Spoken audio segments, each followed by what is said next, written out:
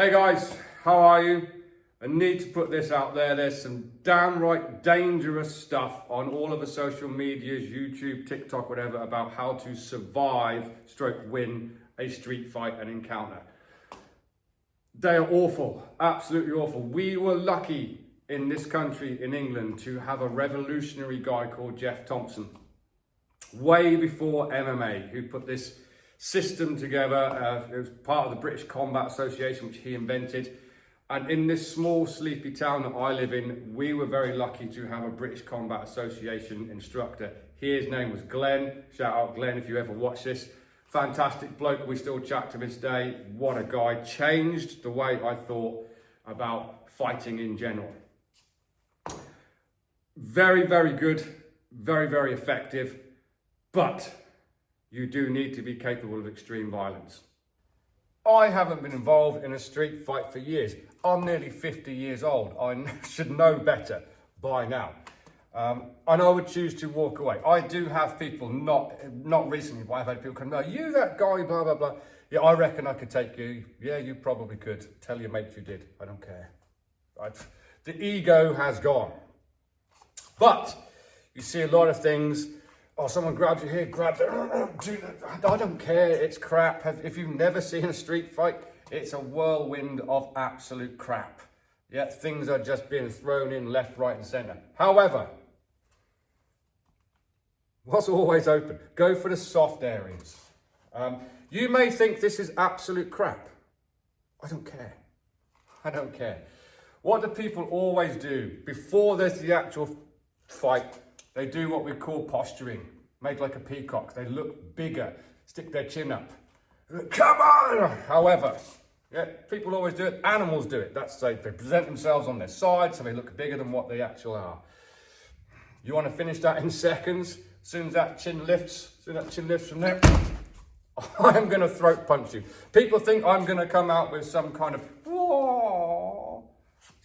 Eastern martial art crap, or I'm going to do some wonderful parry, blah, blah, blah, some big combination. No, I am punching you in the throat. 100%. Right there. You ain't breathing. It's not going to kill you, but I can get away from that quite easily. If you don't think I'll do that, because I've been doing combat sports for as long as I can remember, pretty much all my life, I am going to throat punch you. If I'm close enough to your nose, I'm going to bite it off. Yeah, I will do whatever it takes to make sure I get out of that situation as good as I can, with as much of me intact as possible. Throat punches are great. Doesn't even have to be hard. We all know I'm a southpaw, but I'm doing this way around so you can see. It can just be from there.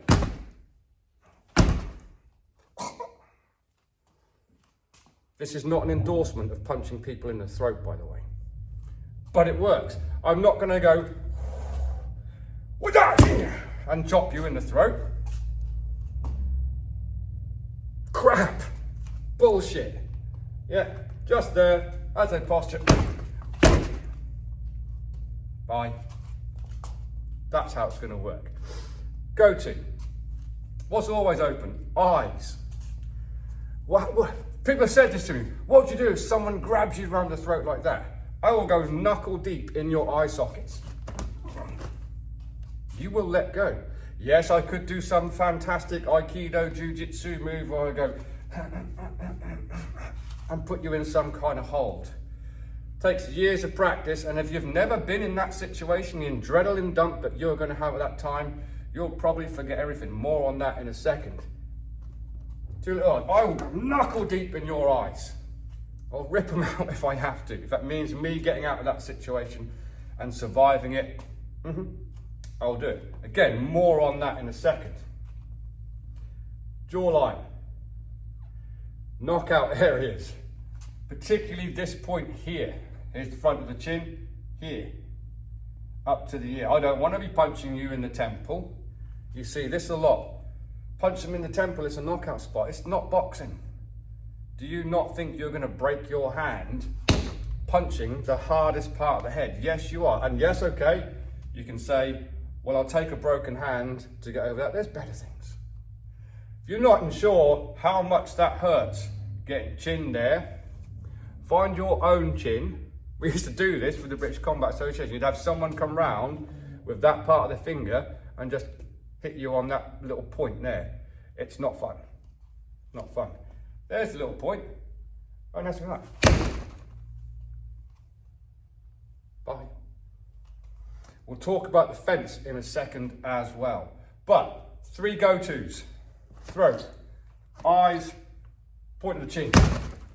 From here, 100%. But I'm going for the soft areas first because I want to get as least damage to me as possible. There, if I have to, on the chin. 100%. Then I'm going to do this. What do I mean about the adrenal dump? And this is what I don't like about traditional martial arts and how it builds a false sense of security. So there's a chap that I know, still lives in this town, very, very good friend of mine, accomplished martial artist. Again, worked on some doors in Sheffield, which if you don't know where Sheffield is, it can be a very rough part of the UK. Definitely not scared of a scrap. I can't remember how many years ago it was. I think I was still in the army at the time, so it's still around about 20 years ago. Genuine story. He was walking into one of our local shops, just like he done every day, going through his pocket, get some change out, he was off to buy some cigarettes.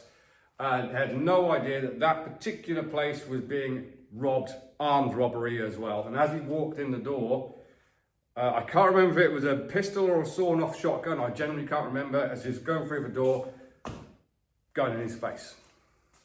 I'm talking about a very capable man here. And this is nothing against him at all. That adrenaline, I've just been caught and I've got a gun in my face, yeah, frozen. To this day, still not has nightmares about it, but that still annoys him, still thinks about it all of the time, because he was a capable person who's like, ah. It's a similar situation if you're not an active combat sports person who doesn't spar a lot and you're not been in that pressure situation before, that adrenaline dump will freeze you. So if you are one of these people who walks up and down a sports hall going,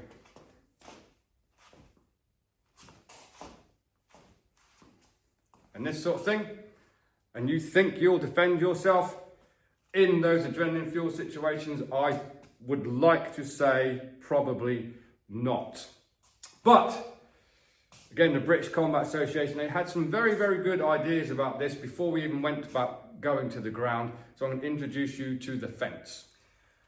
So again, in this type of environment, if you think I'm going to jump into my boxing starts and start giving it all this, not going to. Yeah, there's always going to be this posturing, name calling, shouting, swearing, blah, blah, blah, whichever. The fence is just simply this here. This is my fence. You get to touch that twice. I know he's not going to move, stuck to the wall. So I will move, but pretend that's him. But you get to touch my fence twice. As in, back off, I don't want any trouble. The minute you touch that fence again, this hand's going. And we're not talking about big 16-ounce boxing gloves. And when I say this, to begin with, you're going to go, you're going to what? I'm going to slap the twat. However, I'm not going to go, back off, I don't want any trouble, and slap it. So what we used to call the combat slap. I'm looking to hit with the heel of my hand, and again, I'm targeting this jawline, and there's a secret to this as well. I'll let you in on the secret. You want to get this to go as their jaw is open. So engage them very, very briefly. Get them to speak. Glenn used to say to us, ask them a stupid question. As in, back off, I'm in trouble. What's your favourite colour? Here. That's a slap. And I'm aiming on that jawline. Have I used this? Yes, I have. Does it work? Yes, it does. Again, I'm going to off skis. I'm not now going to go and jump on you. And I know plenty of other guys who have used this as well. And I'm not going to say it because I don't want to get the guy in trouble. Yes, it does work. And I've not broke my hand. Could this fence also be used as an eye poke? Yeah. Touch me once, touch me again. You are getting the combat slap. And it's similar to your hooks that we do in boxing. It's not just this. It is a full rotation. That is a stiff arm. I've not got my elbow up. Stiff arm. I'm putting everything behind that as well. you are not going to break your hand. And two, if you do any damage and the police say, why did you do that? I slapped the twat. I didn't punch him, I slapped him. Golden rule, you touch my fence twice. Back off, I don't want any trouble. I'm not here. This says I want trouble. Back off, I don't want any trouble. This is poised and ready to go. As soon as you touch my fence again, anywhere, whether it's here, whatever, that's going 100%. It's fantastic. I love it. You should practice it. So Geoff Thompson used to say that any street altercation that lasts longer than 3 seconds is going to end up on the floor. Again, this was way before MMA and like the complete domination of jiu-jitsu across the world. Excuse me. So there was a big emphasis on ground fighting and knowing how to fight on the ground. However, there's no rules, is there? And I wasn't particularly versed in ground fighting at the time. And Glenn, I'd done some judo as a kid, but Glenn was really my first proper introduction to groundwork. And it was this similar sort of judo holds that we'd talked about when I was a kid, scarf holds and side controls and stuff. And I remember I think I was fighting at lightweight at the time. And I had this big bear of a man wrestling me on the floor. Bots his name was. If any of my friends from the BCA clubs are watching this, they go, oh yeah, Bots. And he had me in this really, really tight scarf hold, and I was starting to panic because I was still not used to it at the time. It was very claustrophobic, and I suddenly thought, there are no rules. And I just didn't know how to get over him, so I literally, his head was over here, got my thumb over, put my thumb in his eye and pushed him away. Guess what? He let go. It's like the jiu-jitsu secret weapon against him. Eyes. Yeah, if I can get your eyes, I will. But anyway, we don't really want to go to the ground. I'm just saying, if you don't finish this thing quickly, at some point you are going to be on the ground. So if you're not doing some kind of ground training, you should be. Even if it's just how to get out of a situation and get back to your feet, definitely. Don't forget the eyes. This is what I said at the start of this. If you are not capable of extreme, if that's like, oh, I wouldn't do that, then you are probably going to lose. And you're not going to walk away from that situation particularly well. Okay? They are violent, they are fast, they are furious. You need, in my opinion, you need to be doing whatever you need to do. I'm not endorsing this, but we had, well, I am endorsing it because I used to love it.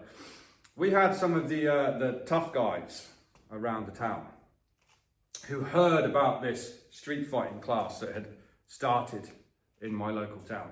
And we had them turn up quite a few times. And once they saw the type of training we were doing, they didn't stay around long. It wasn't great. It wasn't great for them. They didn't like it. It's like, oh, really? I'm not fueled up on cocaine and alcohol now. I'm a bit scared, which is quite typical. Milling. We used to have to mill for our belts. If you don't know what milling is, if you're not from the UK, not familiar with like the British Parachute Regiment, top boys, they do a minute of milling as part of their parachute to get into a parachute training course to get into the paras. We had to mill for our belts. What milling is, it is not boxing. Okay, it is simply you put some gloves on, you stand in front of someone and you just go. There's no blocking, there's no head movement, there's nothing, it is just go. And they're just going on you as well. And they had the invention, the BCA came up with Animal Day as well. The most realistic training I've ever had. You would look at it now and say, well, it's an MMA fight. It wasn't an MMA fight because there were virtually no rules. Very similar to the very first UFCs. There was no rules. It would start standing, it would always end up on the ground. It was basically, you two are going to have some boxing gloves on and you are going to fight. No rules. You kick, you knee, you elbow, you do whatever, you get to the ground, you punch him, you elbow him, whatever. It was revolutionary back in the day. However, first time I milled, body punches. You don't think about that. Again, it was bots.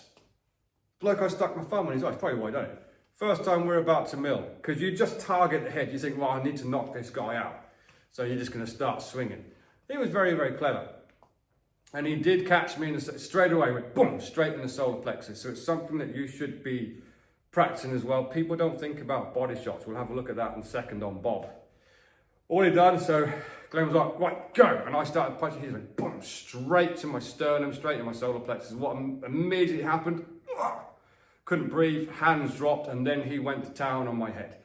I didn't give a very good account of myself first time I milled, because I was getting, by the time I'd kind of got my breath back, I went smacked over here, and I was getting some shots off, but Bots definitely out-milled me in that situation from that one shot. That one punch sealed the deal for him, and it was that body shot. So let's just have a quick look. As we all know, I am a southpaw, but I don't want to have my back turned to you from there, and there's a lot of stuff in the way for me to put the camera over here, so I will do it this way around. Yeah, that shot in the solar plexus, sternum, heart, whichever. I know this is a boxing channel. We could go liver shot, we could go spleen shot. End of the day, people generally in the street, they don't come at you here or anything like that. They tend to open up and go.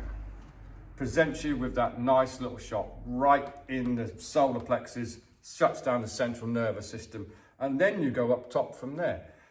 I've seen other people on other self-defense channels mention this, and I completely agree with it. 100%. If you've never had that shot right now when you actually can't breathe, it's like, it's not fun. But you do have to put some weight into this, you know, with like the throat punch just from there. Doesn't have to be technically brilliant. That can be an arm punch. There's no body mechanics behind it. It can just be from there. Yeah, that's bye for bye. However, you do want to train a bit this. Get a punch bag, whichever. I'm not going to say you have to do it technically as well. If this was a legit boxing demonstration, I would say about level changing and driving through from there. You don't even have to do that. It's a street fight, for God's sake. Yeah, it just has to be from here straight into that solar plexus. There's some weight behind that. I'm stepping into the shot and throwing that from there. Wasn't the best demonstration because I should do it with this hand. Just saying. But anywhere around that area, solar plexus, heart, it's not nice. And thing is, you're not going to break your hand with that either. You might roll your wrist. I'll take rolling my wrist and like, ow, that hurts. Rather than breaking my hand. Generally speaking, hands drop from there. Then do one. All joking aside, my best advice to you is avoid it if you can. Yeah, if the only thing that's making you actually want to get engaged in that fight is your ego, who cares? Someone is going to get hurt. It's as simple as that. Mates join in. You don't know who's got a knife, who's got a bottle, who's got some kind of weapon somewhere. And you could have the best jiu-jitsu skills in the world and you've managed to sweep the person and you're on top, you're in a mount. You don't see that size 12 boot coming in the back of your head. Avoid it if you can. It's a little bit different than what I normally talk about, but I've seen so much utter crap recently about, oh yeah, grab the wrist and do this, put them in a wrist lock and make them submit. Piss off, honestly. Really? I don't think so. Maybe if you have been doing that repetitively for years and years and years, and you've done it under hundreds and hundreds of pressure situations, maybe you will pull that off. Maybe. However, go for the soft targets. Eyes, jawline, nose, maybe, but Christ, how many times have I been punched in the nose and just carried on? Because I've got adrenaline going through me as well. I've had my jaw dislocated in matches and not even known my jaw was dislocated until 20 minutes later after the fight's finished and the adrenaline's worn off. And I'm like, that really hurts. At that time, you don't feel it. It's the same reason why I say about kicking people in the nuts. Contrary to most men's belief, it's not that big of a target. Yeah, and truthfully, it's a hard shot to get. I know if I'm just talking away and someone lifts a foot, it's probably going to put me on the floor. But when we're talking about adrenaline going through your body as well, it's probably going to make me more angry. And I'm going to come at you. And yes, I will bite your ear off if I have to. I will take chunks out of your face with my teeth if I have to, if it means me getting out of that situation. So again, if you're not sure whether you're capable of extreme violence to survive a street fight, then maybe walk away every time. And as I've said, I would walk away these days. I've got nothing to prove to anybody. Avoid them if you can. There's no need to get involved, unless it's for your life, 100%. And even then, like the chap I was speaking about earlier, who I know is a very, very capable person, can make you freeze. Adrenaline will do that to you. So avoid it where you can. But we'll get back to boxing next time. Until then, train safe, train hard, train intelligently, and I'll see you soon.